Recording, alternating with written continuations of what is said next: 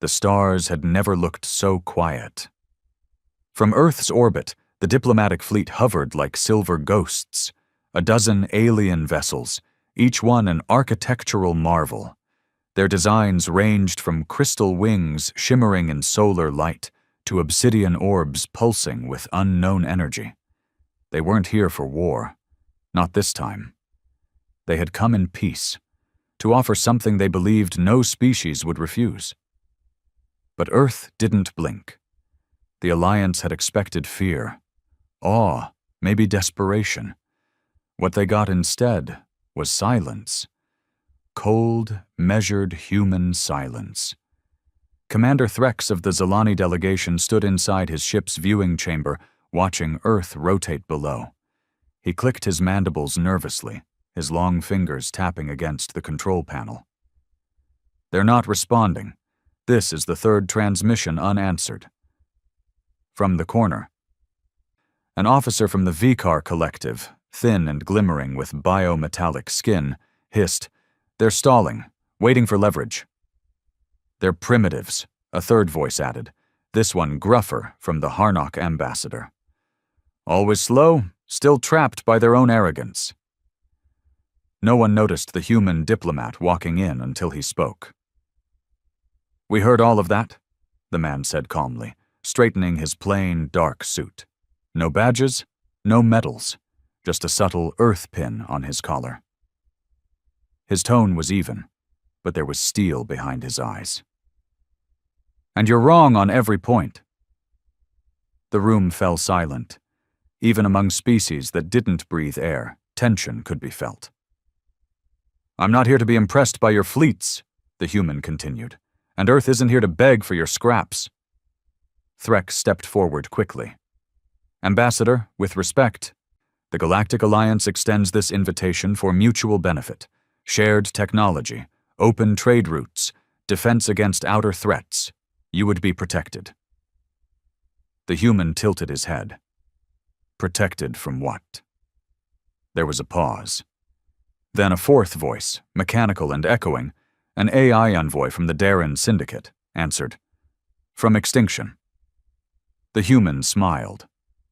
Not politely, not warmly, but the kind of smile that carried history. "You think we made it this far just to let someone else protect us?" Threx was trying to remain diplomatic.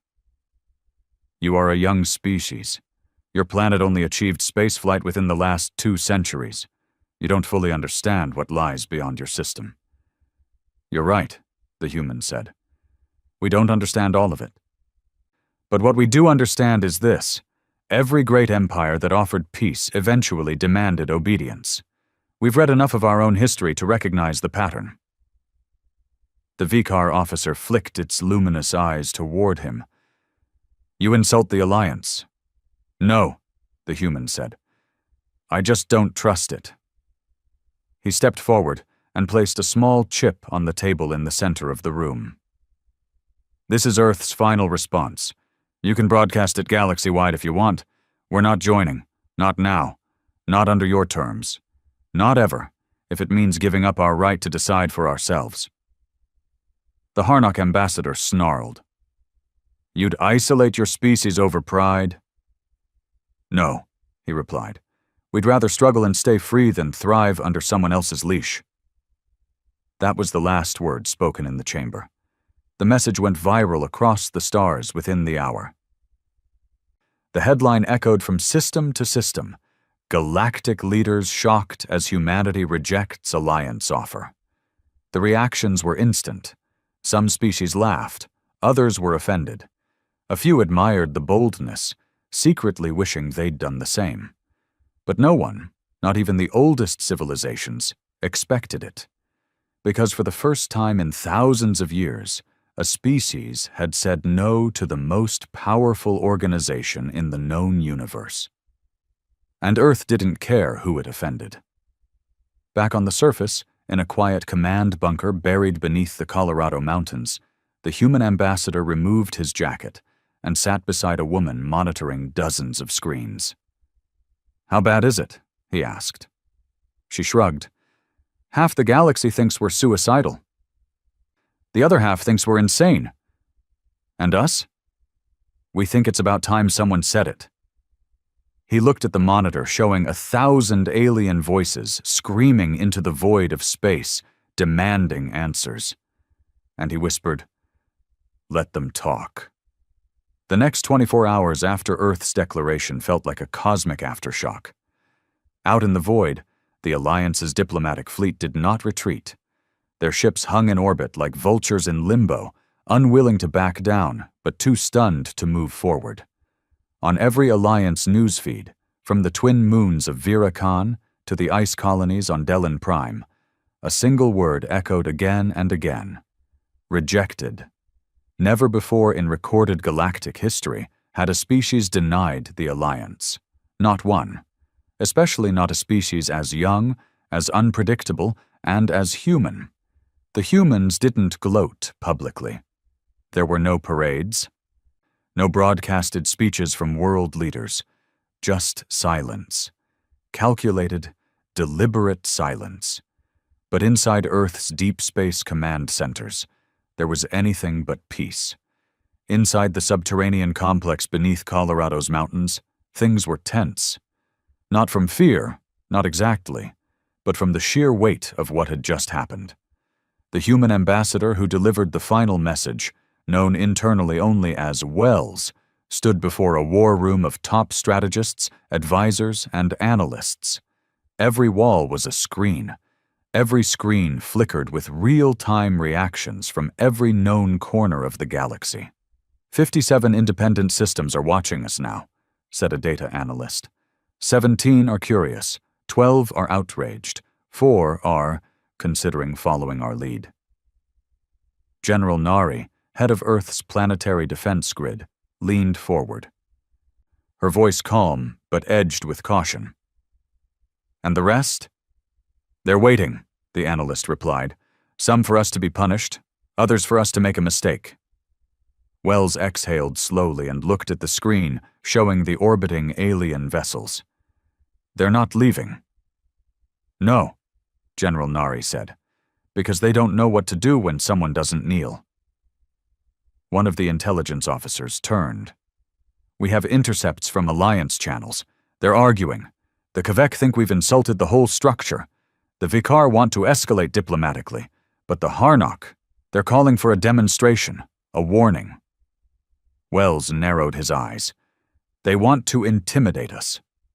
Correct. There was silence in the room. 1,000 possibilities ran like currents beneath the surface of every mind. Earth had made its move, its statement. But statements came with consequences, and humans knew this better than most. Nari stood and walked toward the central table. Her fingers tapped on a console, bringing up a set of tactical overlays. We can't outgun the Alliance, she said plainly. Not directly. Their fleet is still generations ahead of us in certain aspects, but they're not unified. They've grown soft, comfortable. They assume compliance. Wells nodded. And if we show them that resistance doesn't mean chaos, that defiance can be stable, we might change the balance. Or make ourselves the target, someone muttered from the side. He turned, voice low. We were already the target. That's what they won't admit. He wasn't wrong. For all the talk of peace and prosperity, the Alliance hadn't reached out to Earth for kindness. They wanted Earth in the fold because Earth was advancing fast, and too independently. Humans weren't asking for technology. They were inventing their own. They weren't begging for aid. They were building defenses. And perhaps worst of all, they weren't impressed. The Alliance was used to awe. Earth had given them suspicion. Outside, in orbit, something changed. A single Harnock cruiser powered its engines, not weapons, but close. A message broadcast on open frequencies flooded human comms. This is a formal call to compliance, the deep voice boomed. You have 72 Earth hours to reconsider. The Alliance does not threaten. It corrects. General Nari's eyes didn't move from the screen. That's a threat, just sugar-coated. Wells stood still, his hands clasped behind his back. We won't give them what they want. They want fear, she replied. He nodded. So we'll give them calculation. Back in orbit, the Harnack ship continued its passive demonstration, lowering its altitude slightly, pulsing with energy, a predator circling without striking. Across Earth, civilian chatter began to shift. Most people hadn't been told the full truth. All they knew was Earth said no, and now strange ships lingered above their skies. Some were afraid, some were proud. A few, dangerously, wanted to fight. In the quiet neighborhoods of cities, in the spires of the mega-arcologies, debates raged. Why did we turn them down? What are they going to do to us? Can we even stop them? But beneath all of it, something else was growing. A pulse, a rhythm, the feeling of sovereignty. Real. Unapologetic sovereignty, for the first time in planetary history. One flag, one planet, one voice. It was fragile, and it was precious, and it was being watched. On the third day, just before the 72-hour deadline, Wells received a private message from an unexpected source. It wasn't an alliance channel. It wasn't even encrypted. The message came from a neutral moon, unaffiliated with the alliance, known for being a haven for exiles, thinkers, outcasts. It read, "They tried to break us too. We didn't have the spine to resist. You just might. We're listening." Wells stared at the message for a long time before forwarding it to the Strategic Council. He didn't say anything else. He didn't have to. Earth's resistance was being noticed, and not just by enemies. That night, a secret meeting was held aboard one of Earth's orbital defense platforms. Representatives from 7 unaligned species, each traveling under stealth, gathered in a sealed chamber. No press, no broadcasts. They came not as allies, not yet, but as observers. "We were told your kind were reckless," said a tall, owl-eyed being from the Dranthi worlds, "that you would burn your own future for pride." Wells faced them evenly. "That's what they always say when you refuse to kneel." The Dranthi didn't smile, but there was a flicker of something in their expression. Interest, perhaps. A reptilian envoy from the car leaned forward. "If the Alliance moves on you, will you stand?" "Yes. Even if it costs you everything." Wells didn't blink. Freedom always costs something, but slavery costs more. That was the moment it happened, a subtle shift. Invisible, but undeniable. One of the envoys, a soft-bodied being from the etheric cloud worlds, turned to the others. "They offered our worlds peace, too, then bled our resources for a century. We're still recovering." The reptilian Quar nodded. "We followed their rules. They never followed ours."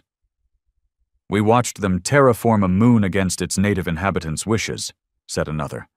"They called it optimization." Wells let the silence settle. And then he said quietly, "We didn't reject the Alliance just for ourselves. We did it because someone needed to say no." Another pause. The Dranthi spoke again. "If you lead this resistance, where would it go?" "Not toward war," Wells said, "but toward choice. No single council should decide the fate of 1,000 civilizations. That's not peace. That's monopoly." The room went quiet again. Then, one by one, the envoys began to nod. Not a single treaty was signed, no formal alliances made, but the seed had been planted. Earth was no longer alone. Down on the surface, the global mood had changed. People weren't waiting for answers anymore. They were organizing, preparing, innovating. Young minds began joining new science initiatives focused on independent space tech. Underground artists painted murals of Earth breaking its chains. Protesters marched in favor of the refusal, not against it. Even critics, those who once doubted humanity's path, were forced to admit something had changed. Earth wasn't a fractured place anymore. It was becoming dangerous, not because of weapons, but because it had found unity. The Alliance didn't know how to handle that. Empires are good at crushing armies. They're terrible at fighting ideas. And the idea of Earth, stubborn, untamed, unbowed, was beginning to spread. In the final hours of the deadline, the Harnock cruiser powered its weapons. Just a fraction. Just enough to threaten. They sent a final message. "This is your last chance. Comply or we demonstrate our strength." Earth replied with a single, unencrypted transmission. "We've seen strength.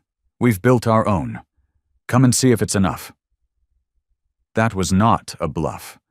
Earth had been preparing, not for domination, but for survival.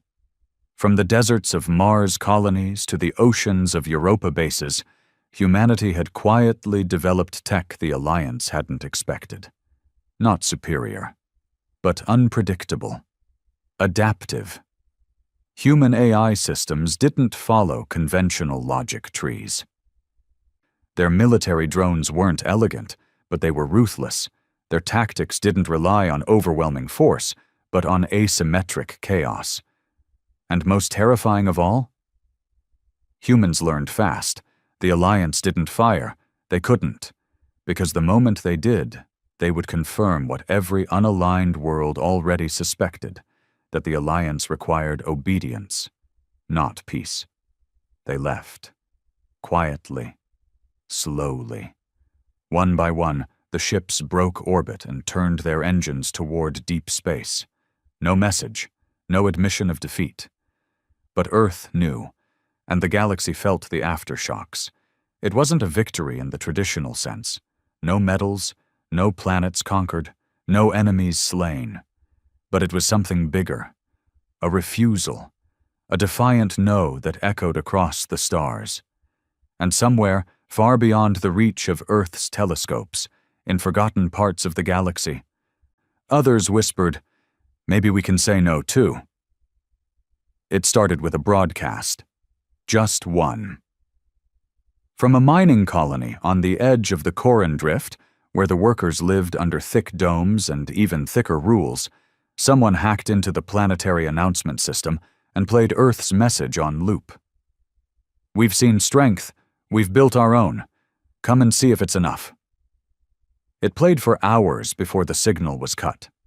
The next day, over 2,000 workers refused to report for duty. They didn't riot. They didn't sabotage the facility. They just stopped. They stood in place, shoulder to shoulder in their pressure suits, silent beneath the glass sky. It was the beginning. They weren't humans, not even close. The workers were Greylin, a soft-skinned, multi-limbed race known for compliance. Peaceful, passive. For over a century, they'd worked under Alliance regulation. Their atmosphere had been slowly siphoned to serve a nearby energy colony. No one had ever resisted. Until now. The Alliance dispatched enforcers within a day. But when the ships arrived, the workers didn't scatter. They linked arms. And someone, no one knew who, had painted a phrase across the largest dome in crude red letters. One planet said no. The image went viral. Earth didn't claim credit. But it didn't need to. The galaxy already knew. Back on Earth, Wells was reviewing a list of intercepted transmissions when the door to his office hissed open. General Nari entered without a word and dropped a thick file onto his desk. He raised an eyebrow. "What am I looking at?" "Spontaneous uprisings," she said. "Small scale, across 15 Alliance sectors. Started within the last 48 hours. He opened the file. Every page was a report from a different planet. Protests on an ocean world, a refused shipment on a trading moon, a rogue speech from a student at an Alliance university, now marked for disciplinary isolation. "All of them are quoting us," she said quietly. Wells rubbed his face, weary but sharp. "We didn't ask them to. "We didn't need to," she replied. "You were right. Someone just had to say it first." He looked up, eyes darker than usual. "And now they'll blame us for everything." "Let them." She sat down opposite him. "We're already the enemy in their eyes. Might as well be the one they're afraid of." He didn't respond for a moment. The weight of it hung between them. They hadn't started a war, but something more dangerous, something more unpredictable, had begun. An idea was spreading, and ideas didn't die easy. In the core of the Alliance's capital, a council of 12 gathered in an obsidian hall lit only by hovering crystals.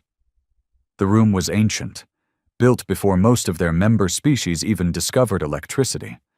It was where wars had been declared, treaties signed, civilizations erased. The council now faced a new problem. Earth. "This was supposed to be a formality," said Councillor Siriv, her voice a soft chime of sound waves instead of speech.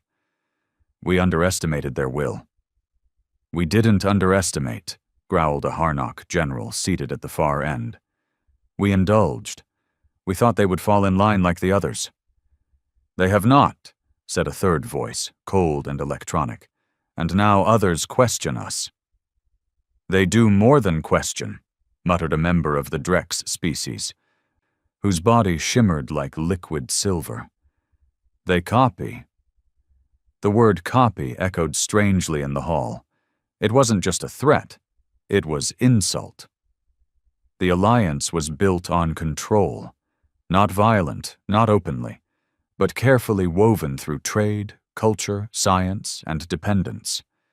Earth hadn't just rejected the Alliance, it had exposed the method. "How do we proceed?" Siriv asked finally. There was silence. Then the Harnock general spoke again. "We isolate them. No trade, no passage. Cut their communications. Block their ships at every port. We make them vanish." "That will make them martyrs," someone said. The general snarled. "They already are." The vote was taken, unanimous. Earth was to be sanctioned, effective immediately. The directive was simple. Let them choke on their pride. Wells got the news 2 days later. No more access to interstellar trade networks, no diplomatic clearance. Any human ship entering Alliance-controlled space would be turned away or detained. Earth had been excommunicated. He stood on a balcony in the UN Global Embassy Tower, overlooking a city that had once fought itself in countless ways. Now, it was united, not in peace, maybe, but in clarity. General Nari joined him, reading the sanction list on her handheld. "They cut everything," he nodded. "Expected. You think they'll hold back?" He looked out across the skyline, where autonomous skimmers zipped between towers and sky farms harvested solar light by the terawatt. "No," he said. "They'll wait until the sanctions hurt. Then they'll offer mercy, but not without a price." "Compliance." He nodded again. "Always the same price." But Earth had already begun adapting. Underground inventors, private industries, rogue AI labs, all had begun the same work, making sure Earth could stand alone. The price of rejection was high, but the price of surrender was higher. And not everyone in the galaxy supported the sanctions. From deep space, a smuggler known only as Core began routing unmarked supply ships toward Earth under false transponders. He wasn't human. He had never even set foot on Earth. But he had once watched his own planet forced into alliance treaties that bled its mineral-rich crust dry. Core knew a good rebellion when he saw one. He wasn't the only one. A small guild of traders from the Araktai system began offering black market exchanges to Earth scientists in secret, information for data, tech for tech. They called it the silent trade. On the outer moons of Odrus Prime, student radicals painted Earth's symbol, a rising sun over a chain, on university walls. The administration tried to erase it. The next day, 1,000 more appeared. Across the stars, the Alliance watched. And worried. Because Earth hadn't fired a shot, hadn't taken a world, hadn't destroyed a fleet. All it did was say no. And that somehow was far more dangerous. 3 weeks after the sanctions, Wells received a private message again. This time, from a source calling itself a voice from the shadows. He opened it in a secure room, alone. The message was short. They see what you're doing. You won't be allowed to keep doing it for long. They're coming, not all at once, but soon. One incident, one crisis, then they'll have their excuse. Wells didn't flinch. He knew this was always the play. Create pressure. Wait for the target to misstep, then strike in the name of stability. But what they didn't understand was this. Earth wasn't trying to survive the old way. It wasn't playing their game anymore. It was rewriting the rules. He sent a reply, encrypted and untraceable. Let them come. We've already lit the match. Even if they kill us, the fire spreads. They picked Mars. Not Earth, not Luna, not one of the scattered outer listening posts.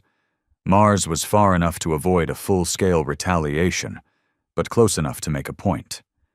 It wasn't an act of war, not officially. But everyone watching knew what it was. The Alliance had grown tired of waiting.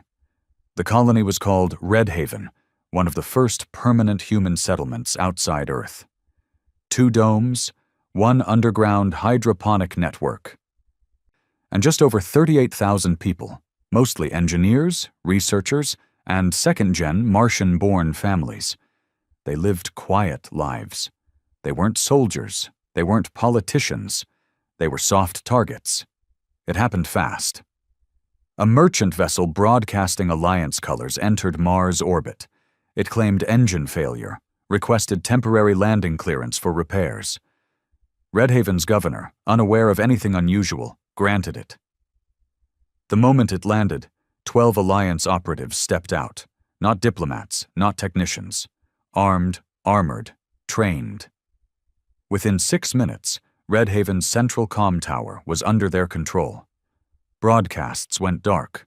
The dome went silent. Earth only found out when a short emergency ping escaped through a backup channel before it was cut. Just one word. Occupied.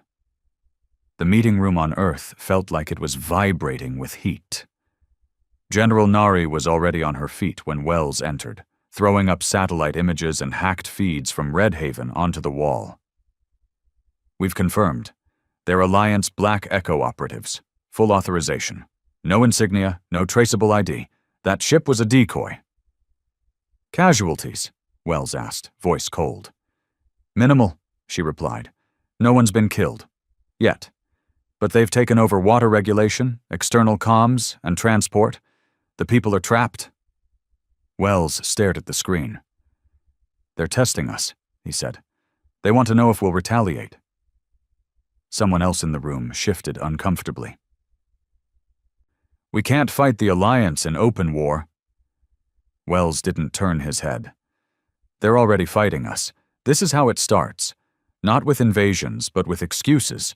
Small moves, targeted ones, measured enough to avoid backlash from the galactic press, but brutal enough to send a message.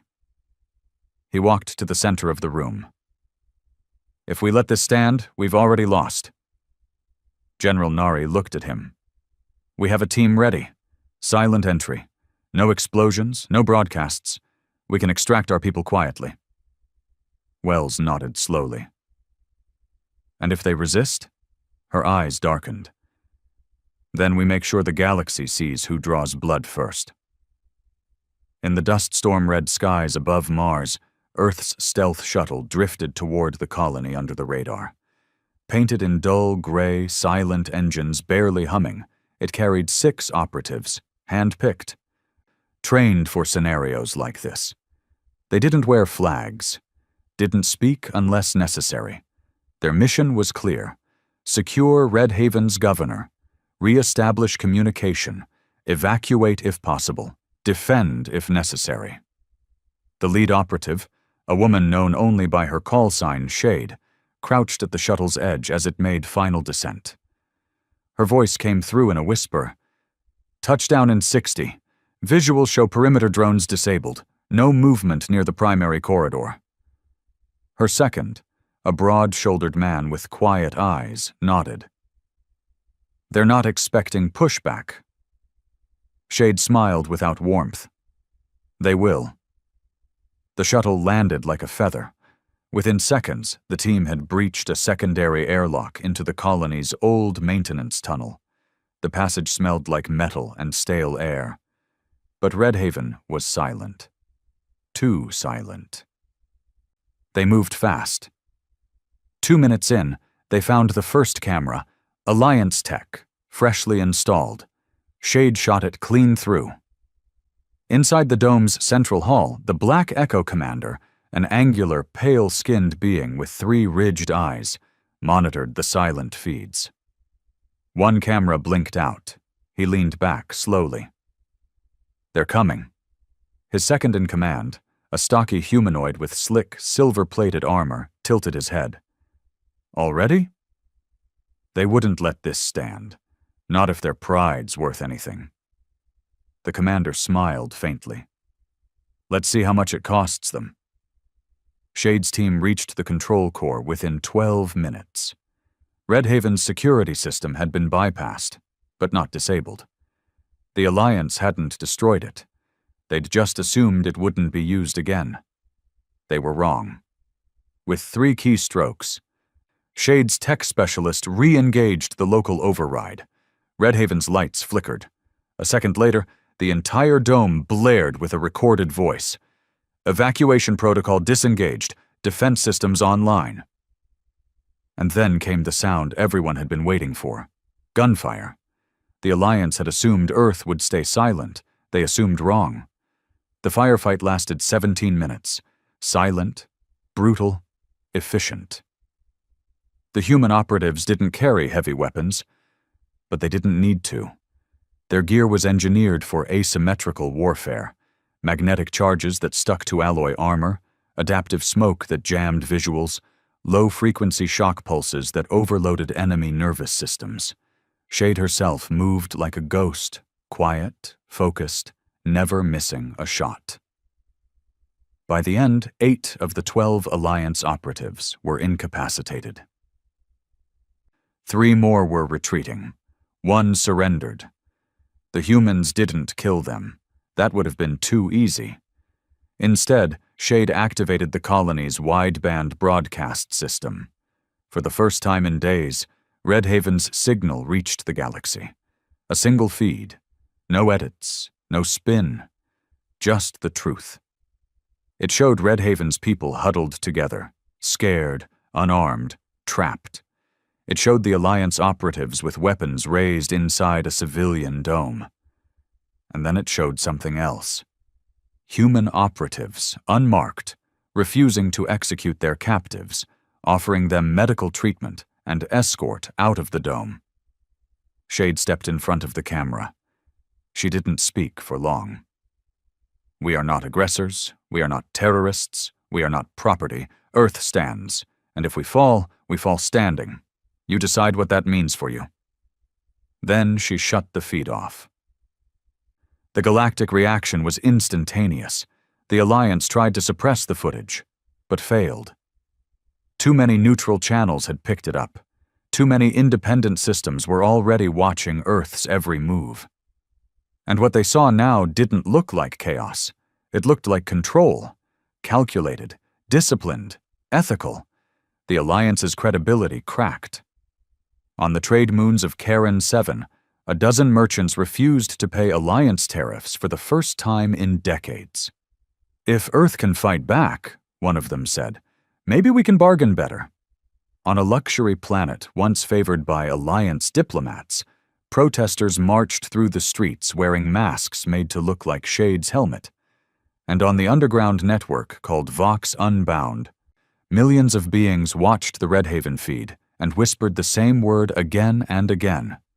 Human. Not as an insult, not as a joke, as a warning. Back at the Earth Embassy, Wells watched the fallout unfold across a dozen screens. General Nari stood beside him. "They'll have to respond now." He nodded. "Yes, but now every move they make will be watched, closely." "They could still crush us," she said. Wells didn't deny it. "Of course, they have the firepower. Then why haven't they used it?" He turned to her. "Because the one thing they fear more than rebellion." He tapped the screen showing a peaceful protest on a distant moon, hundreds of non-human civilians holding signs that said, "Let Earth stand." Is losing control. 3 weeks after the Red Haven incident, Earth stood taller than ever. The footage of Shade and her team rescuing the colony had reached every corner of the known galaxy. New graffiti began to appear across the walls of oppressed settlements, backwater moons, and industrial cities. A silhouette of a lone figure standing with arms crossed beneath a shattered Alliance crest. It didn't say victory. It didn't need to. Defiance had become a brand. But what no one realized, not yet, was that the Alliance was already shifting its strategy. They didn't want another Mars. It had made Earth look righteous, strong, united. So the Alliance changed the game, from firepower to subversion, from war to whispers. The first signs were small. In an orbital research station called Halo 9, one of Earth's most important data hubs, an artificial intelligence unit responsible for analyzing foreign data signatures suddenly rerouted a feed. It was a minor change. A few protocols rerouted through an encrypted relay node outside Sol's system. No one noticed. Not until 2 weeks later, when blueprints of Earth's experimental defense satellites were leaked to a pirate network operating under Alliance jurisdiction. By the time engineers traced the breach, the damage was done. Earth's secret satellite defense specs had been sold. The internal investigation revealed something worse. The breach hadn't come from outside. It had come from a human. Her name was Sarah Cade. Mid-level data engineer, flawless record, clean background, no family ties to the Alliance, no financial red flags. She had passed every loyalty test. And yet she had spent 5 months secretly feeding encrypted packets to an off-world handler. Captured during questioning, Sarah showed no remorse. Only cold, tired eyes. Wells reviewed the interrogation footage personally. "You don't understand," she said in a whisper. "They didn't threaten me. They didn't bribe me. They convinced me." "Convinced you of what?" the investigator asked. "That Earth is walking into a war it can't win. That it's better to surrender now while there's still something left to save." Wells shut the footage off. He stared at the black screen for a long time. "She wasn't broken," he said quietly to Nari. She believed. Nari crossed her arms. "How do you make someone believe they're doing the right thing by betraying their home?" Wells didn't answer right away, but he knew the answer. Doubt. The Alliance had begun a new campaign, not with weapons, but with words. In isolated colonies, anonymous messages began appearing in public terminals. Earth's leaders are hiding the cost. Ask yourself, what have you really gained from saying no? How many of your children will die for someone else's pride? On trade networks, rumors were seeded. Earth's tech isn't sustainable without Alliance infrastructure. Their independence is fake. They're just shifting who controls them. Their leaders are preparing for war, not peace.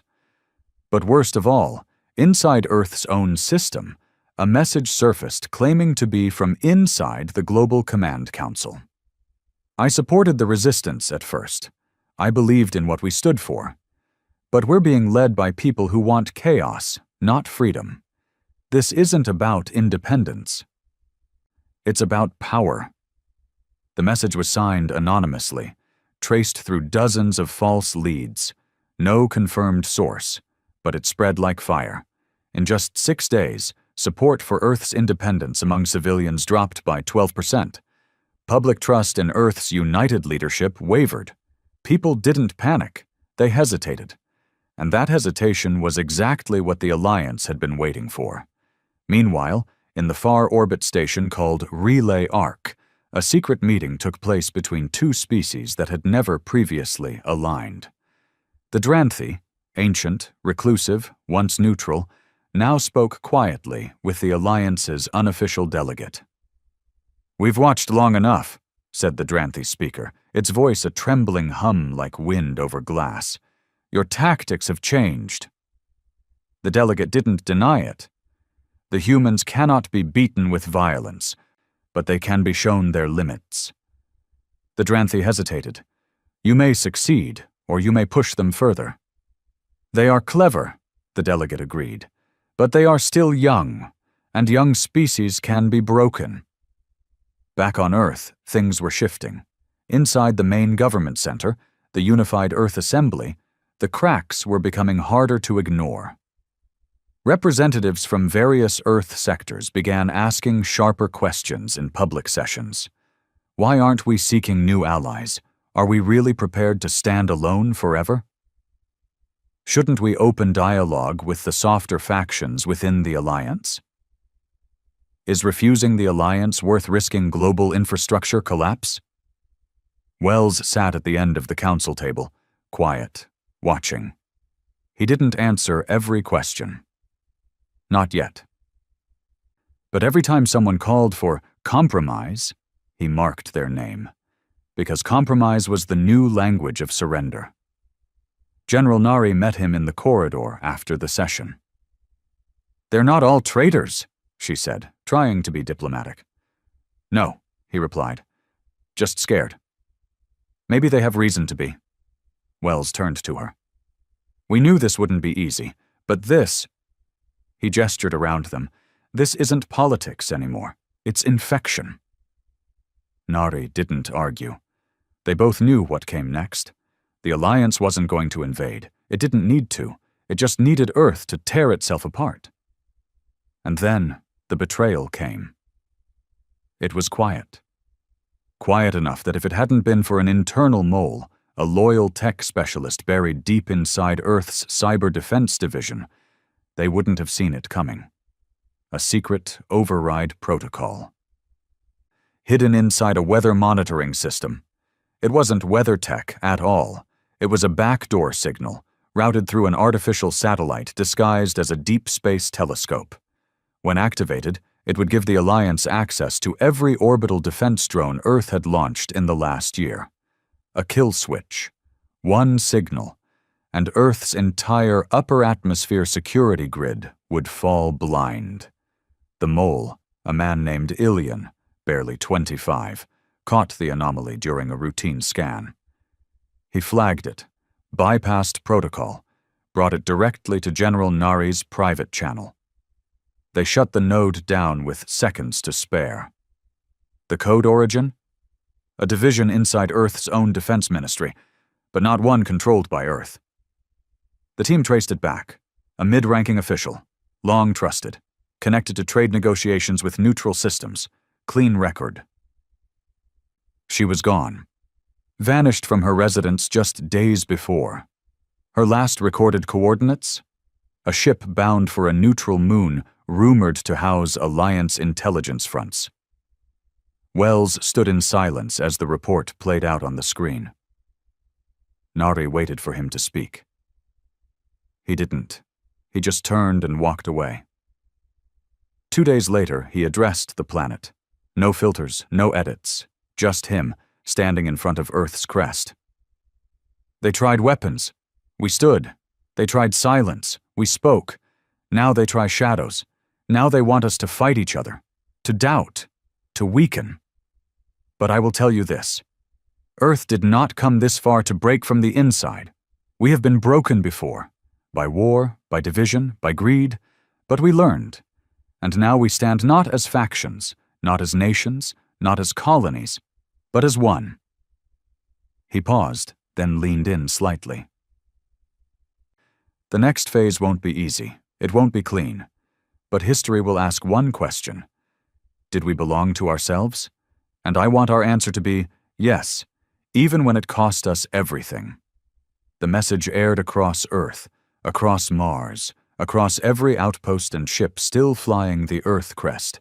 But more importantly, it was picked up outside Earth's borders, on rogue channels, on restricted trade routes, on pirate radio waves in distant systems. The message echoed. And far away, in the floating city of Alrea, a silent rebellion of Alliance subjects replayed the footage again and again. One of them turned to the others and said, "They may fall, but they'll fall as humans. What are we?" They called themselves the Verikan.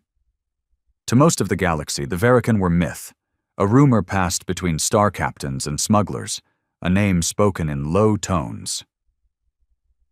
They didn't belong to any alliance, didn't operate within any formal galactic borders. No one even knew where their homeworld was, if they had one. But they were real, and they had been watching. Wells received their message 2 weeks after the failed override attempt on Earth's defense satellites. It came through a hidden relay in the Kuiper Belt. A signal bounced through so many old Earth probes and defunct satellites that no AI could trace the origin. There was no image, no face, just a voice. Low, calm, synthetic, but not artificial. Your resistance has impressed many, but impression alone won't save you. We offer an alternative. Not surrender, not war. Something else. Meet us. One envoy, one of yours. No weapons, no surveillance. Our offer will not come again. Wells listened to it twice before saying a word. General Nari stood behind him, arms crossed. It could be a trap. Could be, Wells replied. But if it isn't, they never talk to outsiders. He nodded. Exactly. She narrowed her eyes. You're going. He didn't answer, but they both knew he would. The meeting was set in a neutral system, an abandoned mining station orbiting a dead planet, long stripped of its resources. The place had no name anymore, just a code. DE 4714. Wells arrived alone, unarmed, aboard a small shuttle with no broadcasting signature. Before he even touched down, his ship's electronics were disabled by a remote signal. Lights dimmed, controls froze. They weren't asking permission. Inside the station, the silence was deep enough to feel like pressure. Cold air whispered through cracked vents. Old machines groaned in their sleep. Then, from the shadows, they appeared. 3 of them. The Verikan. They were humanoid, but tall, unnaturally tall, clad in dark robes threaded with veins of glowing blue. Their skin, where visible, looked like glass over metal, shimmering faintly. Their eyes were blank white, like planets with no sun. The tallest one stepped forward. I am called Speaker. For your sake, let's keep this simple. Wells didn't flinch. I'm here. Speak. Speaker nodded slowly. Your defiance has weakened the Alliance, more than you know. But defiance alone won't win. They've shifted strategies. Next comes economic suffocation, misinformation, false flag attacks designed to push you into rash retaliation. We know, Wells said. You know, and yet you're losing, Speaker replied. Wells's face didn't move. If you're offering insight, we already have enough analysts. We're offering technology, Speaker said, but not what you're thinking, not weapons, not ships. Then what? The room darkened. Speaker raised one hand, and from his palm, a sphere of light shimmered into the air.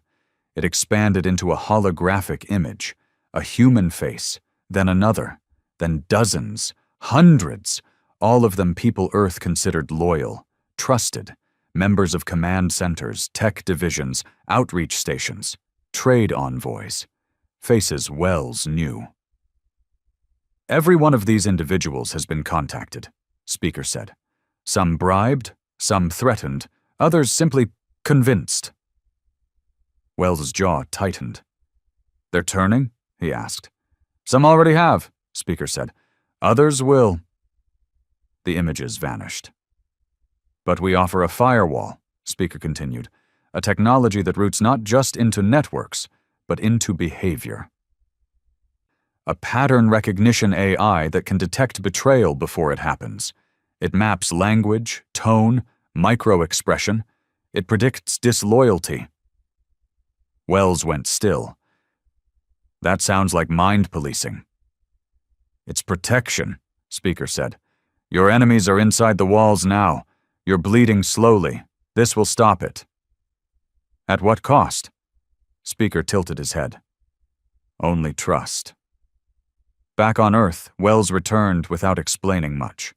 He didn't tell the Assembly everything. Not about the AI, not about the offer. Not yet. Only Nari was briefed. She looked at the data package the Verican had given him and said what he was already thinking. "This goes against everything we've stood for." "Yes. And we're considering it?" He stared out the window. "If we lose from within, what we stood for won't matter." Nari said nothing. She didn't have to. They were both soldiers in a war where the bullets were ideas, and ideas killed slowly. The first real betrayal came days later. A cargo vessel traveling from Earth to a neutral colony was intercepted by pirates. No defense alert was triggered. No transponders had been disabled, because someone on Earth had turned off the tracking signal before the ship even launched. 18 crew were captured. 2 were killed.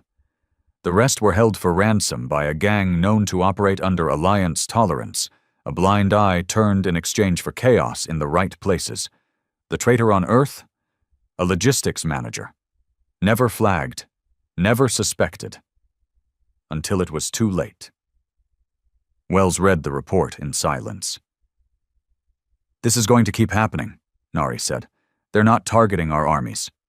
They're targeting our confidence." He opened the data chip from the Verican and said quietly, "We test it." The system was called Sentinel. Once activated, it ran silently in the background of secure networks, monitoring not for cyber threats, but for patterns. Behavioral drift, language irregularities, private communications, access logs, facial tension on internal video messages, all compiled, weighted, processed. It didn't accuse. It predicted. Within 5 days, Sentinel flagged 17 individuals across 5 departments. Most were minor. Some were wrong. But 2 had already begun building backdoors into Earth's communications relays. When confronted, one broke down crying, claimed they had been contacted by someone promising peace. "All I had to do was look the other way," she said. "Just once." Wells stood in the hallway afterward, fists clenched. "This is what it's come to," he said to Nari. "We don't just watch the stars now, we watch each other." She didn't speak. She didn't need to, because the truth was simple. Earth was surviving, but it was starting to lose its soul in the process. The Verican contacted Wells again. "You see the value now," Speaker said. "I see the result," Wells replied, "but not the value." Speaker's voice didn't change. "We offer the tools. You decide how clean your hands stay." "Why are you helping us?" A pause. "Because no one ever said no before. We want to see what happens if someone finishes the sentence." Wells stared at the static in the transmission. "Are we your experiment?" "You're your own. We're just making sure it runs long enough to matter." Back on Earth, the Sentinel system continued its quiet work. Publicly, nothing had changed, but privately, trust inside Earth's command was growing thin. Everyone began speaking just a little more carefully, watching over shoulders. Conversations that once happened face-to-face began taking place over encrypted text. People smiled less. Earth was still standing. But unity? Unity was bleeding. Wells knew it. Nari knew it. But the worst part? It was working. Because the Alliance hadn't stopped. They had just gotten smarter. A public tragedy was all they needed now. One incident, one explosion, one scandal. Enough to push Earth over the line. Wells met with the Council in private. No matter what happens next, he told them, we do not fracture. We do not lose ourselves. A pause. And we do not become what we're fighting. But as he left the room, he wasn't sure anyone believed him anymore. Not fully. Not even himself. It started with an explosion, one ship, one moment. It tore through orbit station Raksan 7th, a bustling hub near the Loris trade corridor, an old station, but vital. A crossroads of 15 minor trade lanes, half of them maintained by Alliance ships, the other half by independent traders and neutral observers. Over 2,000 personnel worked there, a mix of species, many unaffiliated with the Alliance, living under a fragile agreement of neutrality. The blast cracked the station in half. Fire spiraled out into the black. Docked vessels were flung into one another like toys. Communication snapped within seconds. Of the 2,100 souls aboard, only 78 survived. It was the worst orbital disaster since the Dawnbreaker breach of 9003, and the first time Earth's name was directly connected to it, because they found a piece of wreckage, a shard of hull plating, burned, twisted, nearly unrecognizable, but stamped with an unmistakable logo, the Earth Sovereignty crest. Wells heard about it while in a closed-door meeting with General Nari and 2 Earth Assembly members. A junior officer interrupted, eyes wide, voice trembling. "Sir, you need to see this." Wells took the datapad. The footage played in real time, flaming debris drifting in orbit, screams on an emergency frequency, emergency lights flickering over bloodied bodies being pulled from broken corridors. And then, the image, a burned panel with Earth's symbol floating in space. His heart didn't race, his jaw didn't clench. He simply watched. Then said, "Whoever did this knows exactly what they're doing." Nari had already activated her uplink to defense intelligence. "I want every Earthship accounted for. Civilian, military, independent. I want timestamps, routes, logs. Now." Wells turned to the assembly members. "They're not attacking our ships anymore. They're attacking our name." The Alliance released a statement within hours. Their broadcast, slick and perfectly rehearsed, showed one of their diplomats standing in front of a translucent star map with Raksan 7th glowing red. Tragedy struck today as the Raksan orbital station suffered a massive explosion, claiming thousands of lives. Early evidence suggests tampering with station fuel cells, traced to an unregistered human ship docked prior to the event.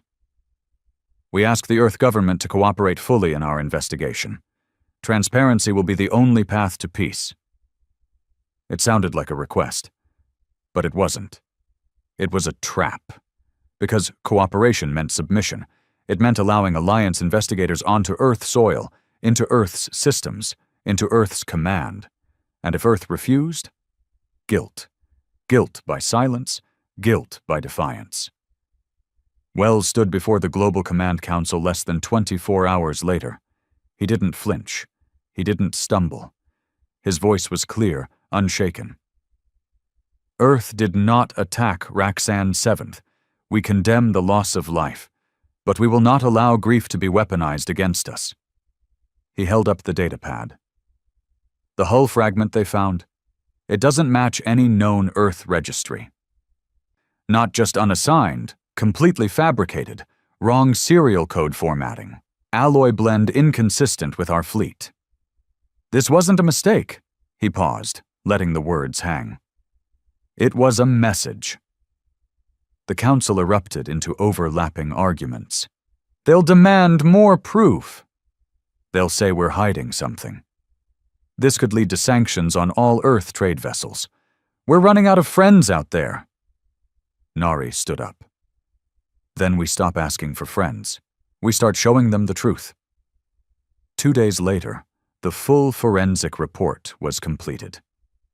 The ship part found at Raksan 7th was a forged duplicate, a near-perfect match for Earth sovereignty markings, but using older font styling that hadn't been in use for 9 years. Small detail, but one that couldn't be faked by someone inside Earth's systems. Wells released the report publicly. Broadcasted it galaxy-wide. He ended the transmission with only one sentence. If we were guilty, we'd stay quiet. Instead, we speak, not to the Alliance, but to everyone else watching. It was a gamble, a message not aimed at their enemies, but at those in the middle, the unaligned, the silent, the scared. On the mining moon, Jevrek, where laborers worked under long, unpaid contracts, the report sparked quiet riots. Workers painted the Earth crest on machinery and demanded independence from Alliance middlemen. On Korai, a station known for journalism and open data leaks, several whistleblowers came forward claiming the Raksan investigation was politically engineered. But on the core Alliance worlds? Silence. The narrative was already locked in. Earth had grown violent, and the Alliance moved fast. Sanctions were doubled. All human cargo ships were banned from Alliance ports. Earth's interstellar banking systems were frozen. Embassies in 4 systems were shut down. They didn't call it war. They called it containment. Inside Earth's Global Council chamber, the mood was crumbling. One representative shouted, "We're losing the galaxy! People are turning on us!" Another fired back, "Because they're afraid of becoming us. We made them look weak." Wells said nothing. He stood at the far end of the room, looking at the flags overhead. Every continent, every colony, once fractured, now trembling again. General Nari approached him afterward. "We're holding, but barely. Morale is slipping. Border colonies are reporting blackouts, rationing. And if they hit Luna next..." "They won't," he said. "Not yet." "You sound sure." "I'm not. But they need us angry. They need us to lash out. The second we fire first, they win." He nodded. "They want war on their terms." Meanwhile, Sentinel, Earth's internal AI, picked up an anomaly. A series of identical phrases appearing across dozens of civilian messages, routed through unrelated channels. Earth has changed, maybe not for the better. We deserve answers, not slogans. We were safer when we were part of something bigger. It was psychological manipulation, seeded dissent disguised as concern, more dangerous than bombs, because it sounded reasonable. Wells met with his communications director, a young woman who had studied neuro-linguistic programming. "This isn't a message," she said, showing him the analysis. "It's a virus. Each phrase is designed to build doubt without sounding radical."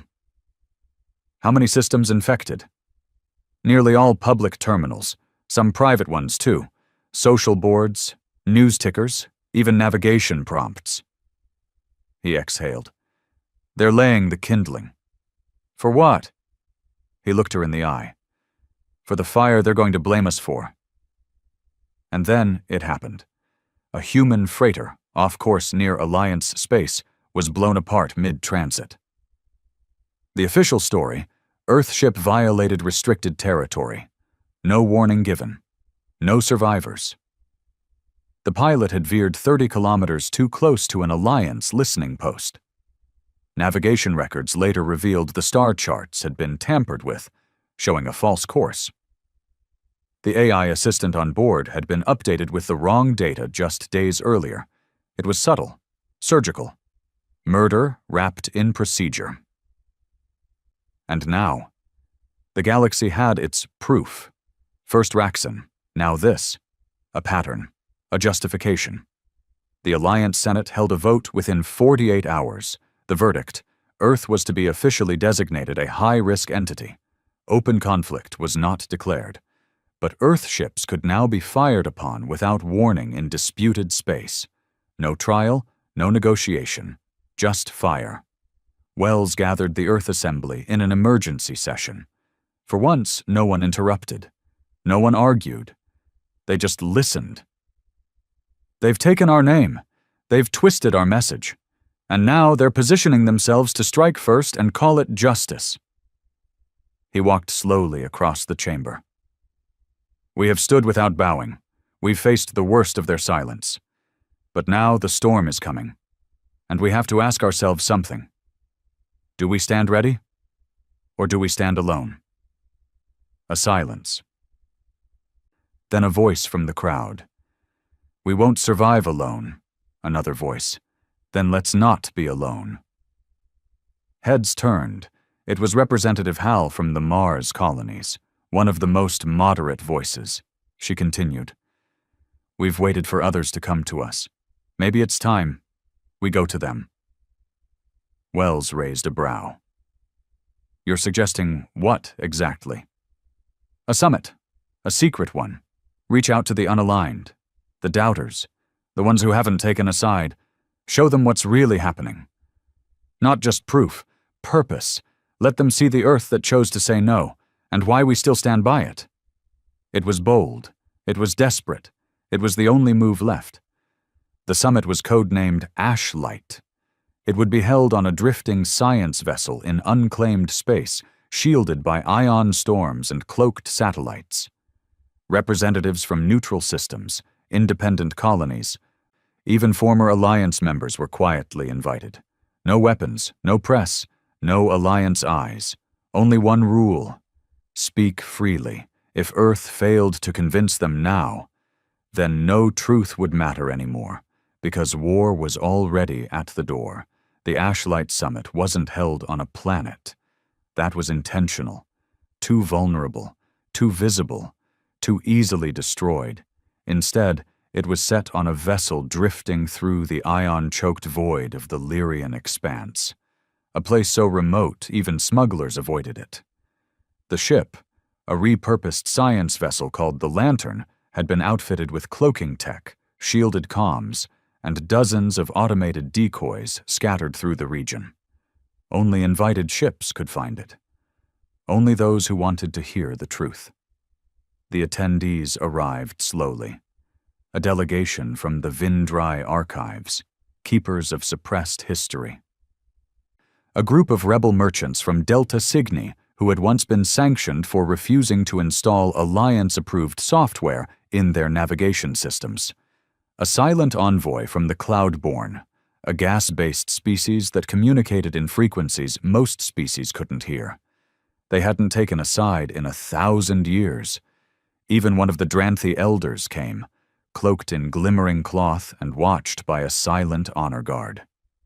They came, not because they supported Earth, but because they had doubts. And doubt, Wells knew, was the beginning of revolution. Wells stood before them, dressed not in a uniform, but in plain black. No medals, no crest, just the Earth behind him, slowly rotating on a transparent display. He spoke without notes. "We didn't come here to beg. We came because the war they want isn't just against Earth. It's against choice." He turned, letting the silence speak before his next words. "We said no, not to peace, not to cooperation, but to compliance dressed as diplomacy. And the moment we did, we were labeled unstable, dangerous, a threat. Now they want to erase us, not with bombs yet, but with reputation, with isolation, with lies." He stepped forward, gaze firm. "We've made mistakes. We've fought among ourselves, but every scar we carry is ours, and we won't trade those scars for silence." The room was quiet. The Cloudborn envoy let out a long, deep tone, almost like a sigh. Then the Dranthi elder spoke. "I've heard many speeches in my time. Yours is honest." A pause. Too honest. Wells didn't smile. "I don't care if you like us. I care if you see what's coming." Just outside the Lyrian expanse, Hidden behind one of the ion storms, a sleek, black ship watched. No insignia, no beacon, no crew, only an artificial intelligence. It listened, waited, and when the signal was confirmed, when the lantern's coordinates were triangulated through a slip in one of the guests' nav systems, it sent a burst transmission to a fleet parked just beyond the system. Ashlight location confirmed. Proceed with silent jump. Phase: disruption. The Alliance had known about the summit. They had planned for it. And now, they were going to use it. Back on the lantern, Wells sat with General Nari and the Vindrai delegation. Data streams flowed across the table, archives, leaked reports, intercepted comms. Proof. Not just that Earth had been framed for Raxon 7th, but that the same pattern of manipulation had been used for decades on other dissenters. The Vindrai elder leaned back. They erased entire histories like this, he said, rewrote revolts as riots, painted massacres as security breaches. Nari nodded. And now they're painting us as terrorists. And if they fail, the elder asked. They'll stop painting, she said, and start firing. Alarms cut through the air. Red lights, scrambled warnings. Incoming vessels, unidentified, no response, no broadcast. 4 of them. Heavy signal disruption, classic Alliance blackout protocol. No weapons fired yet. But they were here. Wells stood. It's happening. The guests were rushed to secure chambers. Shields went up. Communications scrambled again to prevent trace leaks. The room darkened as the lantern's pilot activated emergency cloaking and decoy protocols. But it was no longer about hiding. It was about survival and exposure. They won't attack right away, Nari said, staring at the projected map. Why not? Because they want to see if someone inside does it for them. In the security chamber, chaos bloomed. A blast rocked the lower decks, not from the Alliance ships, from inside. A bomb, compact, plasma core, had been hidden in a supply container. 2 crew dead, 1 delegate injured. Automatic locks shut half the station down. Fire suppression kicked in. Oxygen was rerouted. They hadn't just been found. They'd been infiltrated. Who planted it? Wells asked as they moved toward the sealed safe chamber. A technician ran diagnostics on the manifest logs. Container was marked as relief supplies. Origin traces back to Delta Cygni. Wells turned. The Delta merchant envoy, a tall man with ink-dark eyes, was already in cuffs, 2 guards holding him down. I didn't authorize that, he shouted. Of course not, Nari muttered. You were just the cover. Wells stood over him. Who gave you the clearance code? The man's lips trembled. I don't know. I got a transmission. It looked official. Said it was Earth sending backup supplies for the summit. I thought it was from you. Wells looked at Nari. They didn't need to speak. It had worked. The Alliance had planted a bomb, framed one of Earth's guests, and now stood outside in perfect position to rescue everyone from the threat. It was genius, horrific, surgical genius. Speaker came through. The Verican had been silent since the summit began, but now their transmission cut through the static. They will offer to intervene. They will appear to save the delegates. If the others accept their protection, Earth becomes the threat. Wells spoke fast. What do we do? You expose them, in real time. Nari frowned. How? The bomb was rigged with a failsafe, a memory shard inside the core. Every Verican design includes one, even stolen tech. You find it. You show it. Now. Wells turned to the tech. Get me that shard. Get me a live feed to every attendee's chamber. We do this now. 10 minutes later, the image played on every screen aboard the lantern. The shard's data core decrypted. It showed the origin of the detonation command, a ping sent through a secure alliance protocol embedded with a known diplomatic signature. Not just proof of sabotage, proof of direct involvement. The delegates watched in silence. Then the Cloudborn emitted a deep resonance, one of alarm.